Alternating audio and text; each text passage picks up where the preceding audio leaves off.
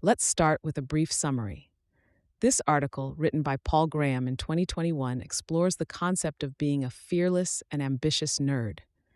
It points out that these nerds, who often appear quiet and shy when dealing with social situations, are actually quite ambitious and competitive in some cases. It states that fierce nerds are confident, intelligent, independent thinkers, and impatient individuals. Graham indicates that the combination of these traits is quite impressive, and these ambitious nerds are mostly successful. However, he warns that if this ambition is left unchecked, it could turn a person into a bitter and resentful state. To prevent this, he suggests ambitious nerds to work on challenging projects and aim for achievements that will satisfy them in the process. Before we dive in, I want to share a quick note about how this podcast is created. As you've probably noticed, this podcast isn't voiced by a human, but by artificial intelligence. I'm obligated to inform you of this beforehand due to the rules of AI services. This podcast is made possible by our sponsor, Wope.com, an AI startup that combines content marketing with artificial intelligence to significantly boost traffic and revenue of your startups. For all the latest content, be sure to follow me at x.com, Yigit Now, let's turn our attention back to the essay. The silent yet resilient nerds. Who are they? What do they do? And how do they achieve success? Original title, Fierce Nerds. Date May 2021. Most people think of nerds as quiet, diffident people. In ordinary social situations, they are as quiet and diffident as the star quarterback would be if he found himself in the middle of a physics symposium. And for the same reason, they are fish out of water. But the apparent diffidence of nerds is an illusion due to the fact that when non-nerds observe them, it's usually in ordinary social situations. In fact, some nerds are quite fierce. The fierce nerds are a small but interesting group. They are, as a rule, extremely competitive, more competitive, I'd say, than highly competitive non-nerds. Competition is more personal for them, partly perhaps because they're not emotionally mature enough to distance themselves from it, but also because there's less randomness in the kinds of competition they engage in, and they are thus more justified in taking the results personally.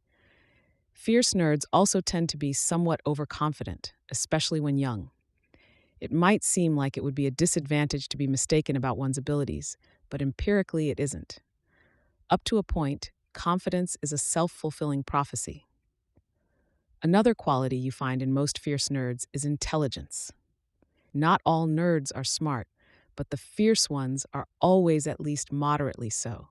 If they weren't, they wouldn't have the confidence to be fierce. There's also a natural connection between nerdiness and independent-mindedness. It's hard to be independent-minded without being somewhat socially awkward because conventional beliefs are so often mistaken, or at least arbitrary. No one who was both independent-minded and ambitious would want to waste the effort it takes to fit in. And the independent-mindedness of the fierce nerds will obviously be of the aggressive rather than the passive type. They'll be annoyed by rules rather than dreamily unaware of them. I'm less sure why fierce nerds are impatient, but most seem to be. You notice it first in conversation, where they tend to interrupt you. This is merely annoying, but in the more promising fierce nerds, it's connected to a deeper impatience about solving problems. Perhaps the competitiveness and impatience of fierce nerds are not separate qualities, but two manifestations of a single underlying drivenness. When you combine all these qualities in sufficient quantities, the result is quite formidable. The most vivid example of fierce nerds in action may be James Watson's The Double Helix. The first sentence of the book is, "I have never seen Francis Crick in a modest mood." And the portrait he goes on to paint of Crick is the quintessential fierce nerd. Brilliant, socially awkward, competitive, independent-minded, overconfident. But so is the implicit portrait he paints of himself. Indeed, his lack of social awareness makes both portraits that much more realistic, because he baldly states all sorts of opinions and motivations that a smoother person would conceal. And moreover, it's clear from the story that Crick and Watson's fierce nerdiness was integral to their success.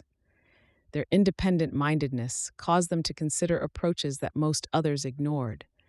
Their overconfidence allowed them to work on problems they only half understood. They were literally described as clowns by one eminent insider.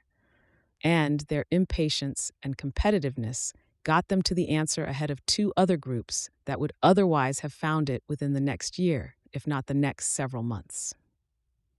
The idea that there could be fierce nerds is an unfamiliar one, not just to many normal people, but even to some young nerds. Especially early on, nerds spend so much of their time in ordinary social situations and so little doing real work that they get a lot more evidence of their awkwardness than their power. So there will be some who read this description of the fierce nerd and realize, that's me. And it is to you, young fierce nerd, that I now turn. I have some good news and some bad news. The good news is that your fierceness will be a great help in solving difficult problems, and not just the kind of scientific and technical problems that nerds have traditionally solved. As the world progresses, the number of things you can win at by getting the right answer increases. Recently, getting rich became one of them. 7 of the 8 richest people in America are now fierce nerds. Indeed, being a fierce nerd is probably even more helpful in business than in nerds' original territory of scholarship. Fierceness seems optional there. Darwin, for example, doesn't seem to have been especially fierce, whereas it's impossible to be the CEO of a company over a certain size without being fierce. So now that nerds can win at business, fierce nerds will increasingly monopolize the really big successes. The bad news is that if it's not exercised, your fierceness will turn to bitterness, and you will become an intellectual playground bully, the grumpy sysadmin, the forum troll, the hater, the shooter down of new ideas. How do you avoid this fate? Work on ambitious projects. If you succeed, it will bring you a kind of satisfaction that neutralizes bitterness. But you don't need to have succeeded to feel this. Merely working on hard projects gives most fierce nerds some feeling of satisfaction. And those it doesn't, it at least keeps busy. Another solution may be to somehow turn off your fierceness by devoting yourself to meditation or psychotherapy or something like that. Maybe that's the right answer for some people. I have no idea. But it doesn't seem the optimal solution to me. If you're given a sharp knife, it seems to me better to use it than to blunt its edge to avoid cutting yourself. If you do choose the ambitious route, you'll have a tailwind behind you. There has never been a better time to be a nerd. In the past century, we've seen a continuous transfer of power from deal makers to technicians, from the charismatic to the competent, and I don't see anything on the horizon that will end it. At least not till the nerds end it themselves by bringing about the singularity. To be a nerd is to be socially awkward, and there are 2 distinct ways to do that. To be playing the same game as everyone else, but badly, and to be playing a different game. The smart nerds are the latter type. The same qualities that make fierce nerds so effective can also make them very annoying. Fierce nerds would do well to remember this, and A, try to keep a lid on it, and B, seek out organizations and types of work where getting the right answer matters more than preserving social harmony. In practice, that means small groups working on hard problems, which fortunately is the most fun kind of environment anyway. If success neutralizes bitterness, why are there some people who are at least moderately successful and yet still quite bitter? Because people's potential bitterness varies depending on how naturally bitter their personality is and how ambitious they are. Someone who's naturally very bitter will still have a lot left after success neutralizes some of it, and someone who's very ambitious will need proportionally more success to satisfy that ambition. So the worst-case scenario is someone who's both naturally bitter and extremely ambitious, and yet only moderately successful. Thanks to Trevor Blackwell, Steve Blank, Patrick Collison, Jessica Livingston, Amjad Masad, and Robert Morris for reading drafts of this.